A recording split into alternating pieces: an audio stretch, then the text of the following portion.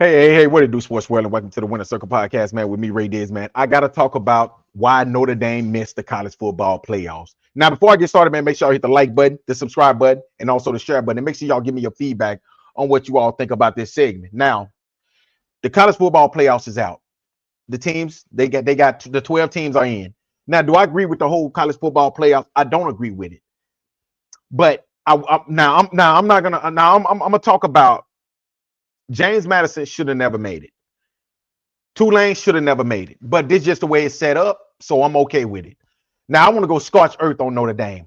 Now Notre Dame is trying to play victim. Their vice president, he trying to go on every last single show and act like Notre Dame is the victim, when in reality Notre Dame knew what they was doing. You want to be independent, so guess what? Now you're an independent team. You can pick your team. Y'all want to know something about Notre Dame? Notre Dame has been able to pick their schedule every single year, every single season. If Notre Dame want to play one ranked team, they can play it. If Notre Dame want to play two ranked teams, they can do it.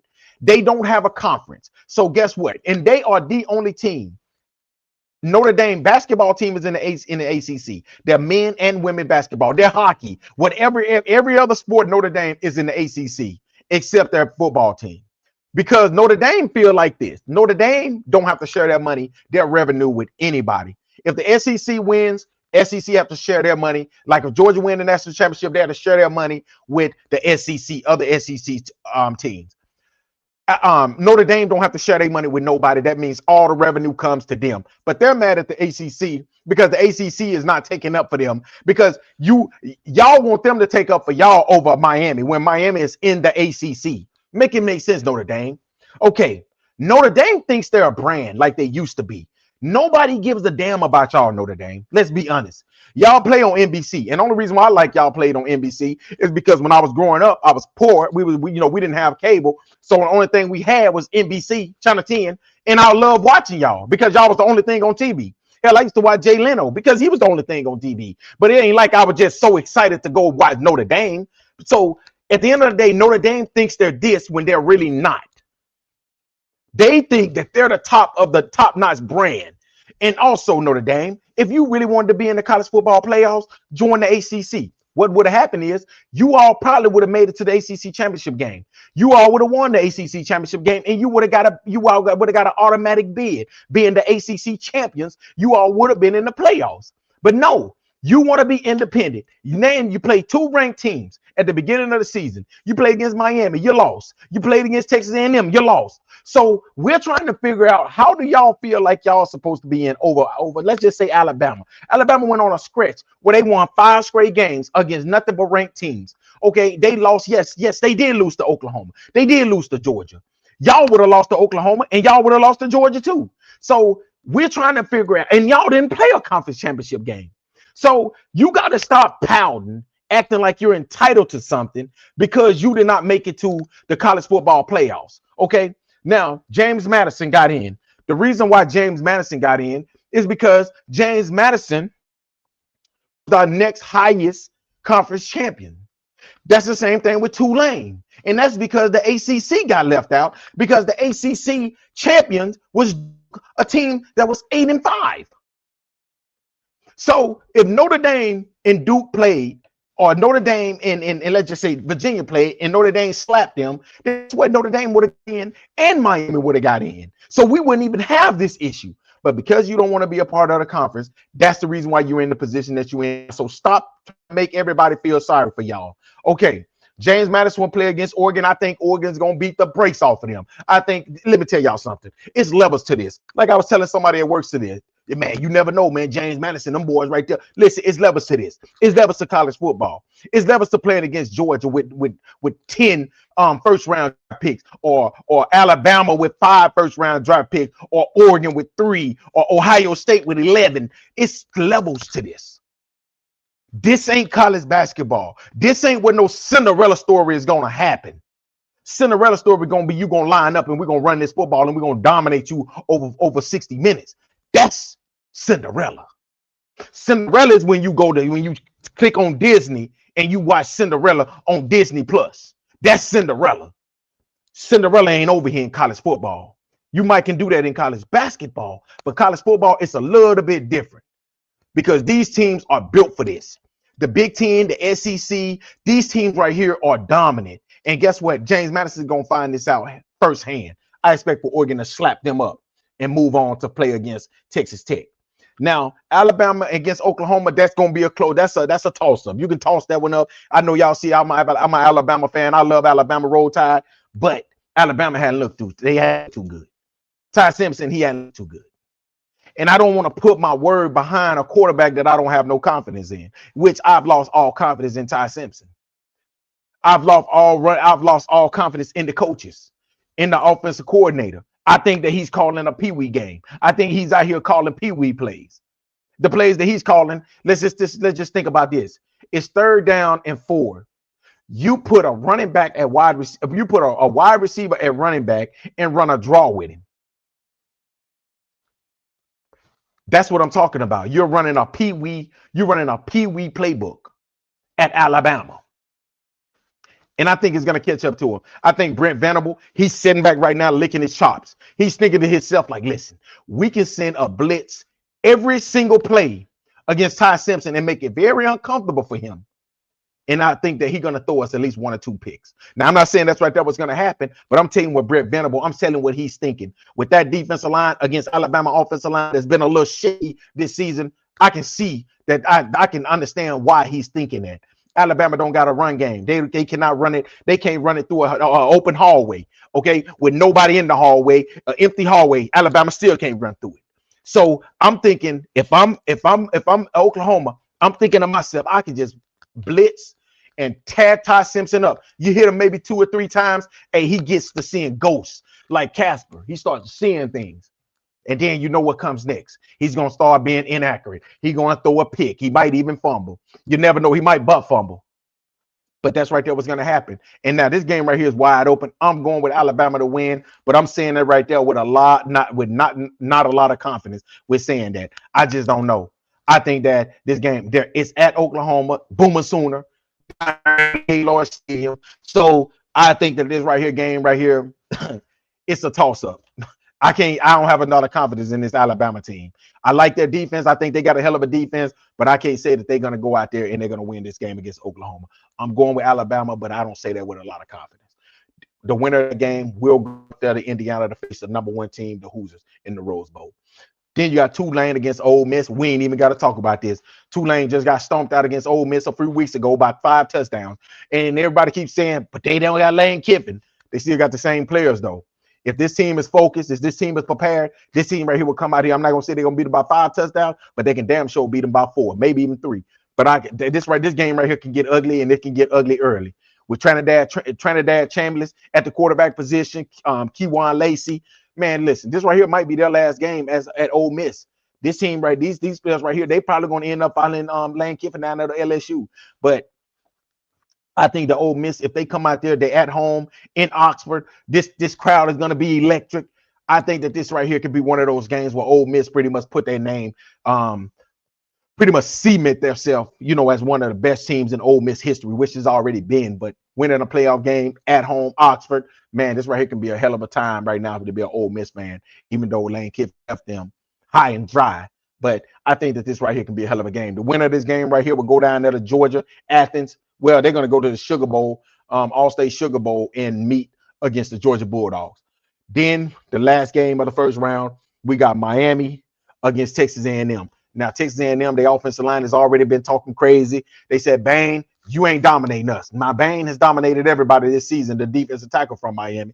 Now, I will say this right here. Texas A&M, they're a little bit different. They got a good offensive line. They got Marcel Reed at the quarterback position. They got a slew of weapons around him. Mike Echo as the head coach. This team is going to be prepared. And they playing at Texas A&M. Hey, listen, it's no place like College Station. Well, I wouldn't say it's no place, but this is one of the best environments in all of college football.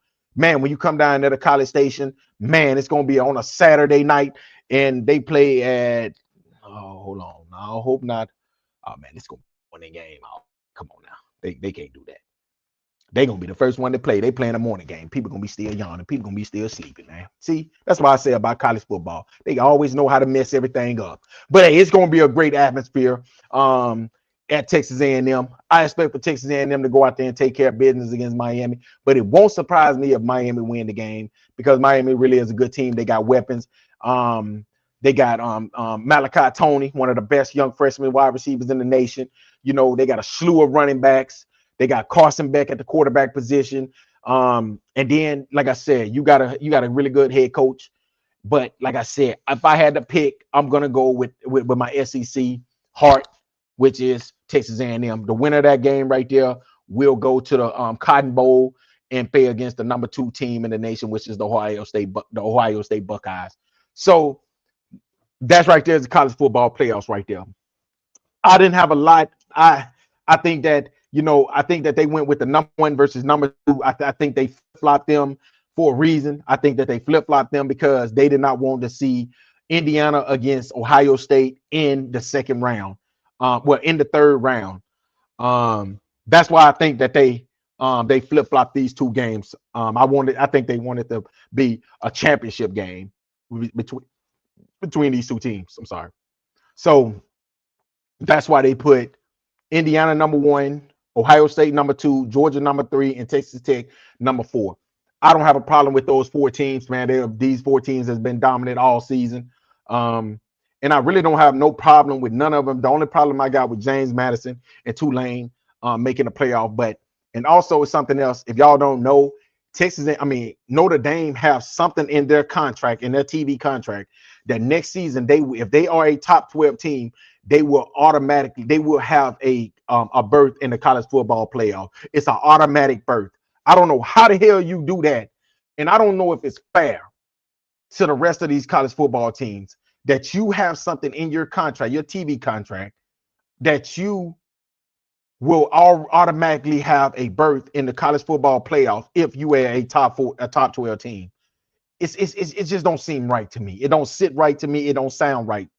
But that's what college football is about. I think college football needs I think college football is a lot of things that need to happen in college football right now.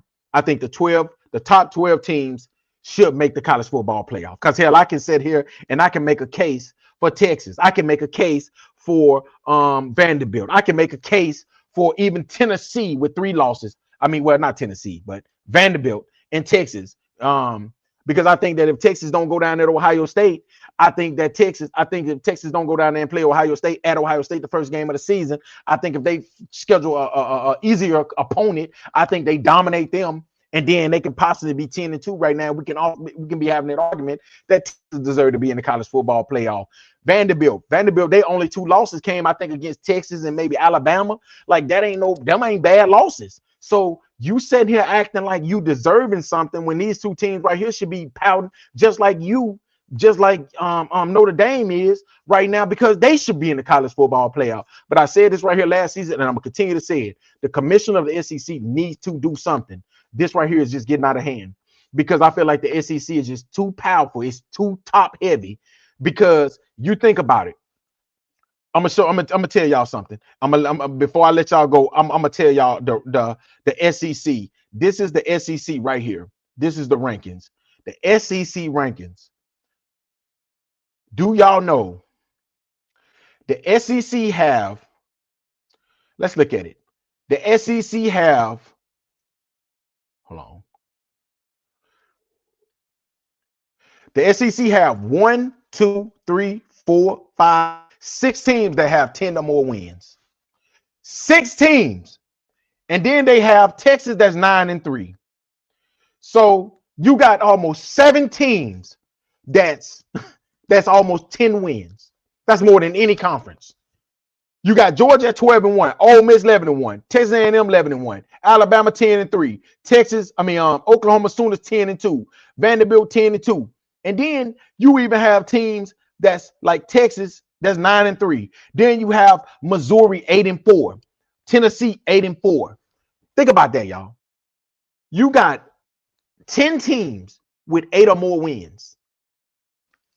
Let's see. 1, 2, 3, 4, 5, 6, 7, 8, 9 teams.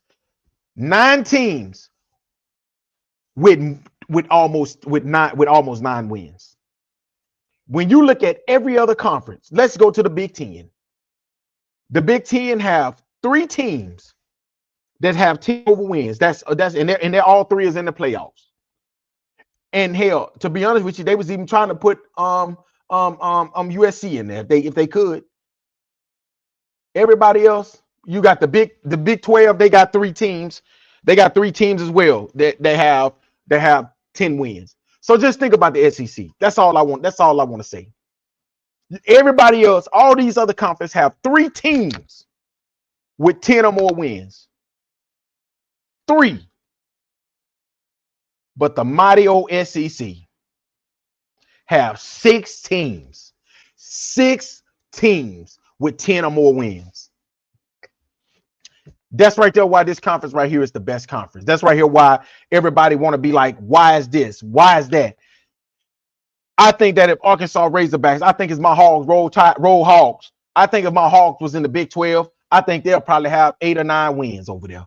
You can say what you want to say, but I think that the Hogs have at least 8 wins over there in the Big 12. And that's why I've been advocating for them to go to the Big 12, get the hell out the SEC because it's too heavy. You ain't going to win nothing over there. That's just the bottom line. That's the way it is. You just got to accept it. You're not going to win nothing, Hogs. I'm sorry. I don't want to say it. I love y'all to death. I continue to get roasted by being a Hog fan. But at the end of the day, y'all might well go to the Big 12 or go somewhere else. Here, go to the ACC. Because you ain't going to win that in the SEC unless you get a hell of a coach and you get a lot of NIL money with a bunch of good recruits. Because that's the only way you're going to beat Georgia. Ole Miss. Well, Ole Miss might fall off that horse. But you got Texas A&M that's coming. You got Alabama that's coming. You got Texas that's going to be good again next season. Oklahoma that's here. You got Vanderbilt that's here. So Vanderbilt ain't going nowhere, y'all. They just not. You can say what you want to say. Vanderbilt ain't going nowhere. They just got, matter of fact, they just stole a 5-star wide receiver from Alabama. Also, if you ain't tracking, the number 1 quarterback in the nation just signed with Vanderbilt. So ain't going nowhere time soon. So we might as well just go ahead on and accept it.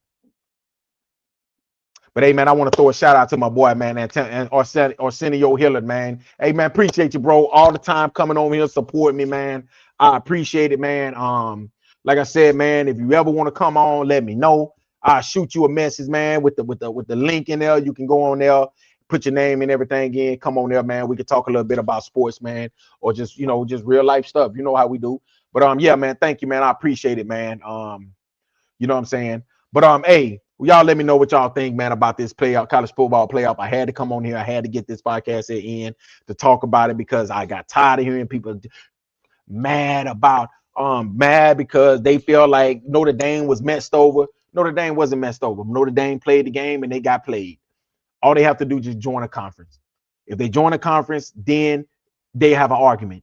Then you got somebody that's going to bag you up, which is the ACC. They would have bagged you up. But you independent, they're right there by yourself. You got to fight for yourself. And that's what they didn't want to do. So y'all let me know what y'all think, man. Like I said before, man, thank y'all again for listening to another great segment of the Winner Circle Podcast. Me, Ray Diz. Until next time, y'all have a great Tuesday night, man. Make sure y'all be safe out there, y'all. Peace.